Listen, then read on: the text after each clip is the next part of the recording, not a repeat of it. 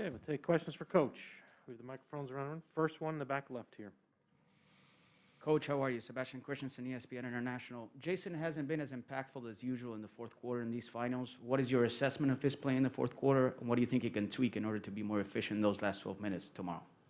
I would say we evaluate him on, not only scoring but how he's playing in general. And so, from a scoring standpoint, at times this whole series, not only fourth quarter, he's missed some things that he usually makes, but we do want him to be aggressive and find that balance as he's done all year. And so, with Golden State specifically, they are trying to take him out at certain times of the game.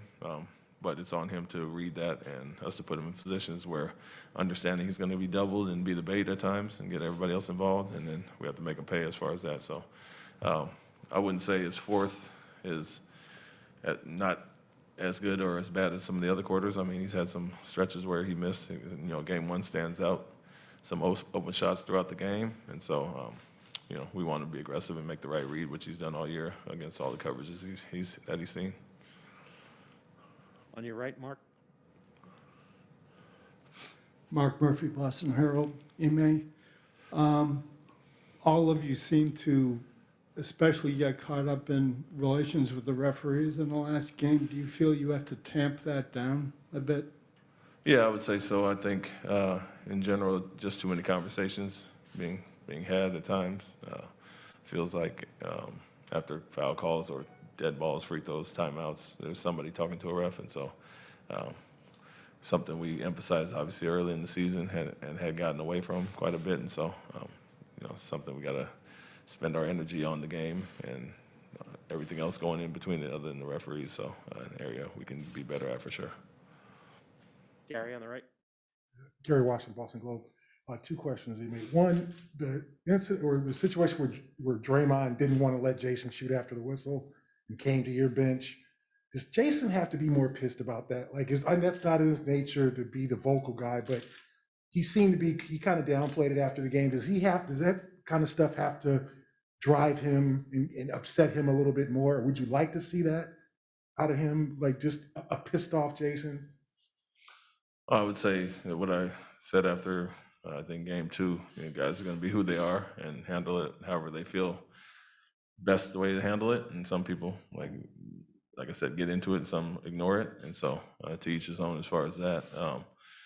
For us, it's a weird one where, someone follows your players to the bench and the referees say that's not inciting anything or instigating anything, but so whatever as far as that. And like I said, guys handle it differently, and if you use it or don't, it doesn't bother me at all.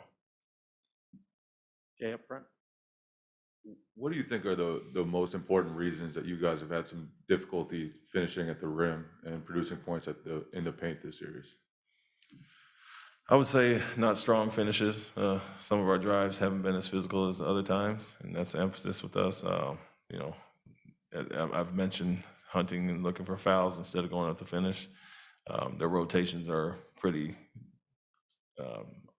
direct every time. The guy's going to be there, so it's just about making the read. And so, credit to Green and what he did, some keeping guys off balance, faking and falling back and taking away some lobs. But for us, it's really the physicality of our finishes. I think we've been off balance, not going up the strongest, and miss. And point blank, we miss them that we usually would make. But because we know where they're going to be with their rotations, it's a mix of getting to the basket and finishing and finding your shooters or guys in the slots. And so we've seen that all series. Guys do it in a different way with shot blockers versus full team rotations. But for us, it's really about the physicality of our finishes. I think we've been off balance and not going up as strong as we need to at times. Over here on this side. Steve Ashburner, NBA.com. When you've got a high caliber defense trying to turn you over every possession, what are the two or three most important things that you guys need to do to keep those to a minimum?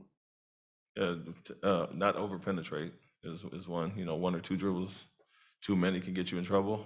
Like I said, it doesn't matter if it's Jason, Jalen, Derek, Peyton. The rotations are there regardless of who goes to the basket. And so spacing is a big part of it, knowing where your outlets are at, not over penetrating. And then, the physicality, like I talked about, being strong with the ball. And so those are all things we emphasize. You know, it's pretty set. They're going to be there every time. The low man's going to come across. They're going to crack back, and then a guy playing the backside. And so for us, spacing is huge, getting our guys to the spots where we know our outlets are at, and then being strong with the ball and making the right read. And so, um, big part of that is physicality with the ball because they are a team that reaches and has really good hands. Again, in the second round. Just going back to the late game unraveling in game 5, how much do you think it was like the officials getting into your guys' head, and what have you learned from that experience that might help you in game 6 here? I wouldn't say anything specific to do late game with the officiating. It's a physical series, and to Gary's point, I think we're complaining at times too much throughout the game. So late game may not, be any different than first, second, or third quarter. Something we need to block out and be better at overall. But the thing you can take away is we got a little stagnant again, as opposed to what got us back in the game, which was drive and kick. Had them kind of flying around in the third quarter, but a 10-0 run to start the quarter, and what got us the lead. And so from there, like I said, it could be a fatigue thing, and we'd like to get those guys a little bit more rest and have some fresh bodies coming off the bench to keep them fresh at the end of the game. And so you look at all those things as far as rotations and lineups, and the refereeing. I don't know if that impacted anything late game as much as throughout, or any different. Front right. Hey, man. Two questions for you. First, Rob Williams has only taken, I think, 18 attempts of shots in this series. With reads and things like that down low, he's finishing very well, obviously. Is that a situation where you guys need to look for him more down low for those spots, or are they doing a good job kind of challenging and also covering him on that spot? And then on top of that, just adjustment-wise for you going into game 6, is it just, when you're talking with your staff right now, is it just a matter of doing what you guys do better, or are you looking potentially at tweaks, lineup changes, anything like that at this point?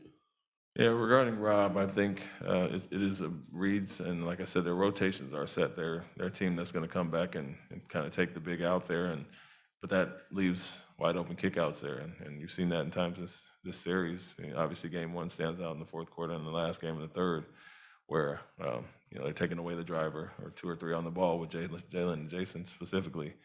Good job of getting into Rob. We have some cross matches on the boards, so we can get the shot up there, but the kickouts are maybe more wide open than the drop-offs in this series because they are really good with their rotations. We're the number 1, number 2 defense in the league, and they're number 5 half court. We were number 1 this year, and so it's not a fluke when you go through a season and they're all connected like that. So they do a good job as far as that. Second question, I'm sorry. Oh, yeah. We've talked about it and looked at some of the counters they're trying to make with the guys we bring in. I think small ball has worked well for us, and we obviously like to get a little more out of Peyton and Derek than we did in the last game. But Grant's been a big part of what we've done as well this year. So we know what they're trying to do as far as who they're bringing in when we substitute, and we can combat that with some lineup changes that we're looking at. Yeah, Klay Thompson hit 4 pretty big threes in the second half. And generally, he seems to be getting more of an offensive rhythm in the series. Do you feel like it's just him hitting shots, or do you feel like you guys are losing him more than you should? Well, we don't feel we're as good as we had been the first few games in the other areas. Obviously, Curry got a ton of the credit for the shots he was making early. Felt our physicality and some of the adjustments we made on him were better, but we don't want to lose sight of everything else we've done well, which is the off-ball actions, whether they're slips to the basket or Thompson. You saw our first 2 or 3 possessions. They had slips for layups to the basket, so something we had taken care of well throughout the series, as well as getting to Thompson. I think we lost the rope a little bit there. And for them to have 50 points in the paint is too many, and a lot of non-penetration points. It's off those slips and cuts to the basket. And so as much as we want to focus on Curry, we still have to do those things well. And all that being said, they scored 104, and so if we clean up a few of those mistakes, especially early on at the start of the game, we'd be in much better shape. Joe.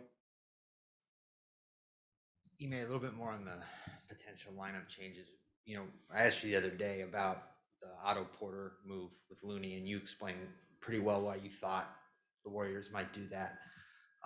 So with that same explanation, do you now need to consider moving, I guess, Robert, just so he can be out there when Looney's out there? Yeah, we've even in going back to the last series, coming off of injury, we've run them shorter stints, and so we take him out pretty early in the game anyway, and we can come back and match him with Looney, no problem. I think obviously the spacing, they wanted to have him guarding somebody more space oriented. And for us, other than last game, we really hadn't got off to a poor start. So no matter what they did lineup wise, we were good to start the game for the most part in the first 4 games. And so as far as that, we're rotating Rob out pretty quick to get him back in anyway. So that's not something we're looking at as far as changing the starting lineup. It's more so who we want coming in for who with the second unit. The last 2 in the back corners. Adam first.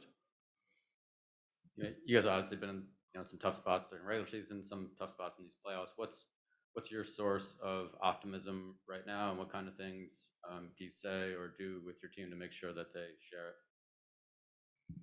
Yeah, I mean, you look at the big picture, and we're defending well enough to win. It's really some stagnant lulls offensively that really hurt us, and we'll have a quarter or 2 or 3 of really good basketball, and then have that quarter or 2 that really hurt us, and then that was fourth quarter a few games ago, and even last game once we got the lead and what we did well, and just for the first 9-10 minutes of the third quarter, we had a little bit of slippage at the end there that allowed them to get back into it, but.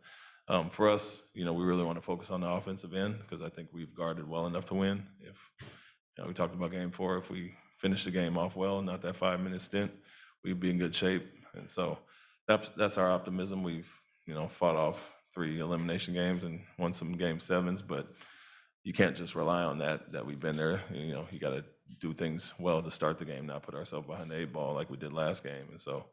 As confident as we are in the situations we've been in, we understand Golden State's a high IQ, well-coached team that's not going to beat themselves. You have to go out there and take it. And so for us, confident as always because we've been through it, but we can help ourselves and play better offense overall and not aid them with the turnovers and all the same little things we talked about throughout the series. Last one, back right. Hey, May. Nick Coy from ABC6 in Providence. When you built your coaching staff this year, Joe Mazzulla obviously was a holdover from Brad's staff. When you added him to your staff, why did you feel he was going to be an asset to your staff, and how have you seen him grow as a coach as the season and the postseason has gone along? Yeah, I mean, I talked to everybody in the organization when I got hired, players included, and he got glowing reviews. I didn't know much about him going into it, but I take the players' opinions at high value, and he was a guy that.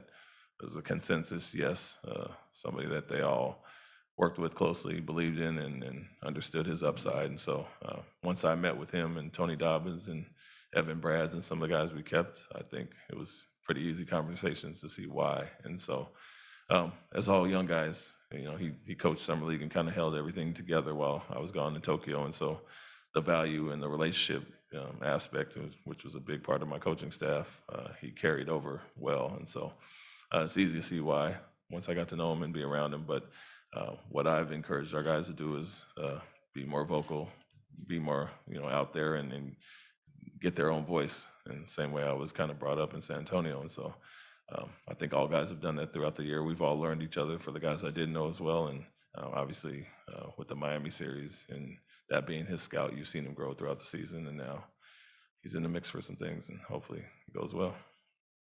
Thank you, Coach. Thank you.